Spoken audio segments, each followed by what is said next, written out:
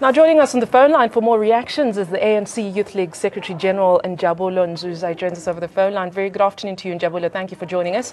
Your reactions with the ANN7 expose on treasury and the mismanagement of finances there and a lot of processes rather. More importantly, with the Minister of Finance saying they will take it on. However, he expressed confidence in the previous team that he took over from. What is your reaction to that? Well, as the ANC Youth League, we're very happy with the wave of investigations that are going on in the country, particularly because they reassure us that the institutions that have been established by state are working and require no doubt. The recent developments that have happened in Treasury tells us as the ANC Youth League that there is no one who is prone or any other department which should be seen as a superior department from other departments. And we are very happy with the action that the Minister is promising to take. And we are saying that that action must actually be expedited so that we can get to the bottom of these issues. If you remember, there's been issues of National Treasury being responsible for central procurement, which we have vehemently disagreed with as an organization because it gives too much power to one institution or one sector of state.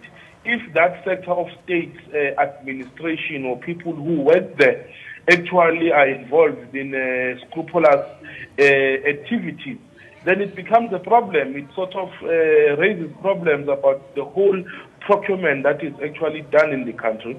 So we support the minister that he must act with speed. And we are not surprised even with the newspaper articles that have been directed at tarnishing the image of Comrade Malusi Kigaba, because these things are done solely so that certain people will be left unattended, certain investigations are left unattended because people are perceived to be serving a certain agenda. He must continue to do his work with diligence and care and make sure that perpetrators are brought to court and everything is actually closed up quite properly.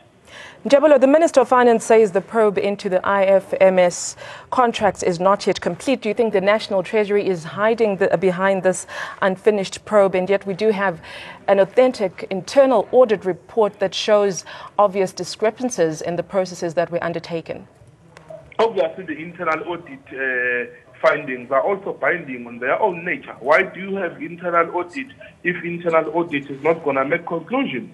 All that we're saying is that the minister must move with speed in concluding. That's all that we want to see happening and want to see perpetrators being brought to book. Right, Njabulo Nzuza apologized, the ANC Youth League Secretary General joining us on the phone line, giving us his reaction, saying they are happy that the Minister of Finance will be taking on this probe and the perpetrators should be brought to book. On the phone line now, more reactions coming in. Andile Mqitama, President of Black First Land First Movement.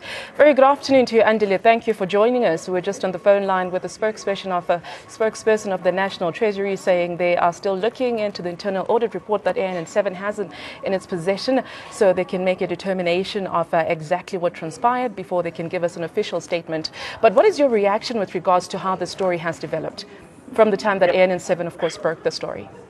Yes, firstly, congratulations to ANN7.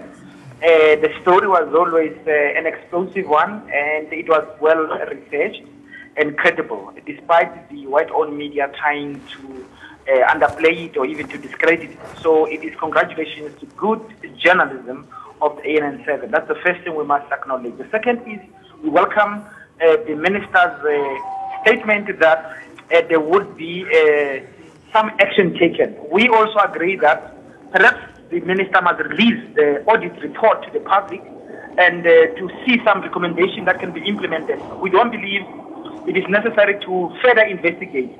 The audit report is the investigation. It's got enough evidence to show wrongdoing. What we need is action. Black First Land First is also considering opening criminal charges against Pravin Gordhan and all others implicated in this criminal activity. And we are writing to the ANC to suspend Pravin Gordhan because we believe that he is involved in serious criminal activities which include serious corruption. And on the other hand, we are going to write to SCOPA to also ask that they take action against Pravin Gordhan and the ministry official under the time he was responsible there.